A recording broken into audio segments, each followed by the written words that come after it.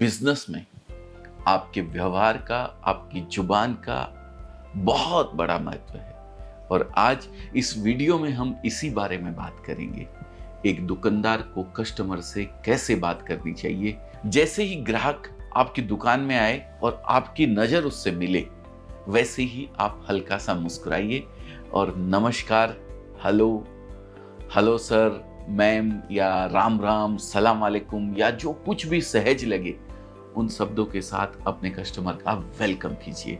और ये जिम्मेदारी सिर्फ आपकी नहीं है, अपने स्टाफ को भी ऐसा करने के लिए बोलिए। ग्राहक का नाम याद रखिए।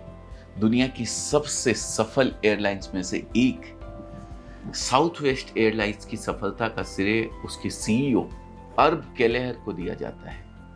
केलेहर की सबसे बड़ी खासियत थी कि उन्हें अपने हजारों एम्प्लॉइज के नाम याद रहते थे।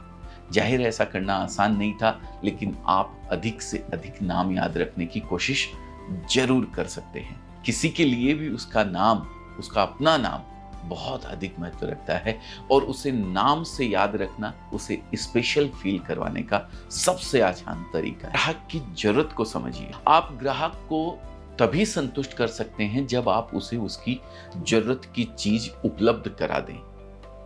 और जरूरत समझने के लिए जरूरी है कि आप शुरुआत में ग्राहक से कुछ ओपन एंडेड क्वेश्चन पूछिए। ओपन एंडेड क्वेश्चन यानी ऐसे प्रश्न जो ग्राहकों को खुलकर अपनी नीड्स बताने के लिए मोटिवेट करें।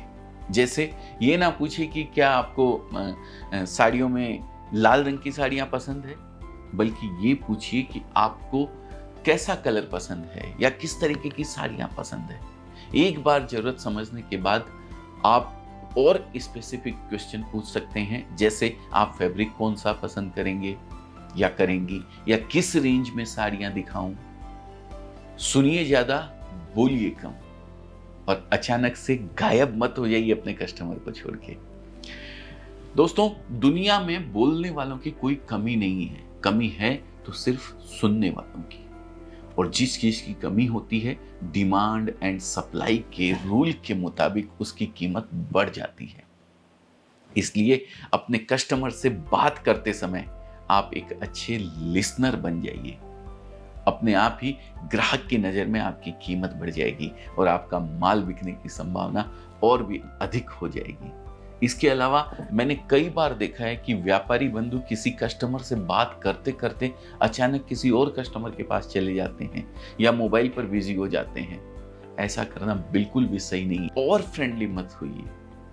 कहते हैं किसी भी चीज की अतिशयोक्ति अच्छी नहीं होती है। ग्राहक से फ्रेंडली होना ठीक है, लेकिन जरूरत से अधिक दोस्ताना दिखाना भी अच्छा नहीं होता है। प्रोडक्ट की अच्छी जानकारी रखिए और उस बारे में कस्टमर से बात करिए। फॉर एग्जाम्पल, अगर आप पैठनी साड़ी बेच रहे हैं तो आप बता सकते हैं कि रेशम से बनी हुई पैठनी साड़ी भारत की में बिकने वाली सबसे कीमती साड़ियों में से एक मानी जाती है और इनका जो प्रोडक्शन है वो महाराष्ट्र के औरंगाबाद के पैठन में शुरू हुआ था, इसलिए इन साड़ियों को पैठनी साड़ी कहा जाता है।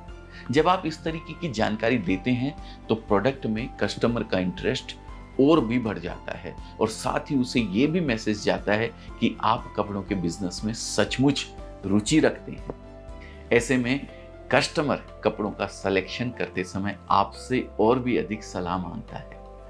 अपने ग्राहक से कभी भी रिलीजन, धर्म, कॉम्प्लेक्शंस, जात पात को लेकर चर्चा मत कीजिए। दोस्तों, राजनीति पर बात करने से भी बचिए।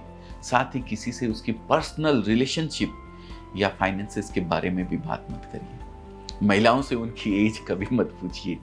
इसके अलावा आप किसी से उसकी तबीयत के बारे में तो पूछ सकते हैं, पर डिटेल में हेल्थ कंडीशन पूछना अच्छा नहीं माना जाता। पॉजिटिव एटीट्यूड के साथ पॉजिटिव रिप्लाई दीजिए। ग्राहक चाहे जैसा भी हो, एक दुकानदार को हमेशा उसके साथ अच्छा बिहेव रखना चाहिए और ग्रेटफुल होना चाहिए कि ग्राहक तमाम दुकानों को छोड़कर आपकी दुकान में पधारे हैं। कस्टमर नाराज होने पर भी आप कूल बने रहिए।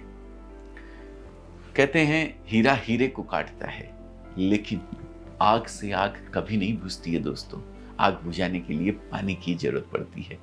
नाराज कस्टमर आग की तरह है और उसे शांत करके जीता जा सकता है।